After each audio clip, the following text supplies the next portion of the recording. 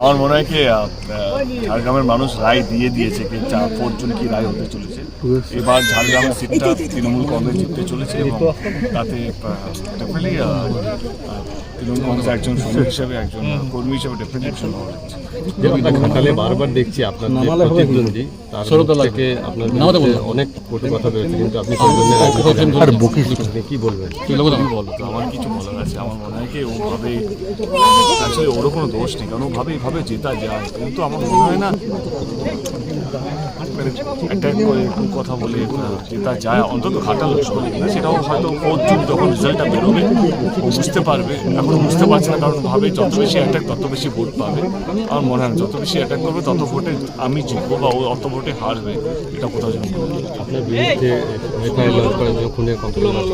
বলেছে অনেক কিছুই করছে লাস্ট 2 বছর ধরে, যেভাবে ও আমাকে মেলাইন করার চেষ্টা করছে, আমাকে অ্যাটাক করার চেষ্টা করছে, আমার ভাবমূর্তিটাকে নষ্ট করার চেষ্টা করছে। আর মানে ঘাটালে মানুষ জানে আমি যেখানে যাচ্ছি, দিন হোক রাত হোক, গরম হোক বৃষ্টি হোক ঝড় হোক, যেখানে যেখানে যাচ্ছি মানুষ আসছে, মানুষ আশীর্বাদ করছে। এবং যে পাড়া থেকে গেছি সবাই একটাই কথা বলছে, এই জিতছে তো বটেই, কত মার্জিন হবে সেটাই দেখার কথা। তো আমার মনে হয় এইটাই তো জবাব, মানে আমি জবাব দেওয়ার কি, মানুষ জবাব দেবে এবং ও হয়তো 4 জুনে বুঝতে পারবে। যেটা বক্তব্য 4 জুনের পর মুখের যে হাসি সেগুলো মিলিন হয়ে যাবে। কার হাসি? ওর হাসি না আমার হাসি? এটা বলেছি আপনাদের টিএমসি যারা আছে দাঁড়িয়েছে প্রার্থী সব জায়গায়, এবং পাল্টা ইয়ের জন্য প্রস্তুত থাকতে বলেছে সবাইকে। ঠিক আছে, শুভেন্দু অধিকারী ভগবান, আমার মনে তারও একটা আমার পাশে শুভেন্দু অধিকারী একটা মন্দির হওয়া উচিত, উনি সব জানেন।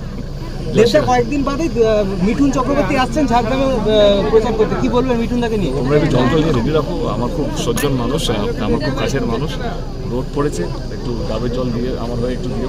17 তারিখ সিএম ম্যাডাম আসছেন, 19 তারিখ অভিষেক, আপনি কি আসবেন? ওনারা ডাব টাব নিয়ে আসবে, তো লাভ নেই।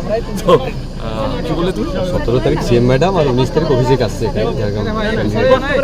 তিনি এই 2টো দিন আমার এখানে আসছেন, ঘাটালও উনি 17 তারিখে আসছেন এবং 20 তারিখে আসছেন অভিষেক।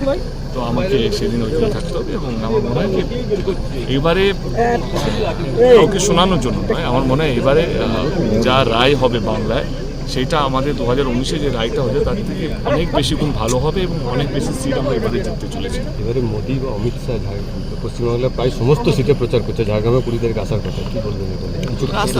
আমাদের তো ডেমোক্রেসি, আমাদের তো ডেমোক্রেটিক কান্ট্রি, এখানে তো সবারই সেখানে মানে সমস্ত দলের নিজের মতো প্রচার করার অধিকার আছে এবং আমার শুভেচ্ছা ওকে আসুক, প্রচার করুক, কিন্তু রেজাল্ট আমরা জানি 4 জুনে কি হতে চলেছে। বিজেপি প্রতিশ্রুতি দেওয়া সত্ত্বেও ঝাড়গ্রামে মাস্টার প্ল্যান তৈরি হয়নি, কি বলবেন এটা নিয়ে? আমার কিছু বলার নেই, দর্শক বলছি, তোমার ভোটাররা বলবে ভোট দিয়ে। হিরণকে কি বলবেন? সবসময় হিরণকে বলতে হবে, আরে আমার নিজের কোনো অস্তিত্ব নেই নাকি? কোশ্চেন করেছি। ঠিক আছে, ভালো থেকে।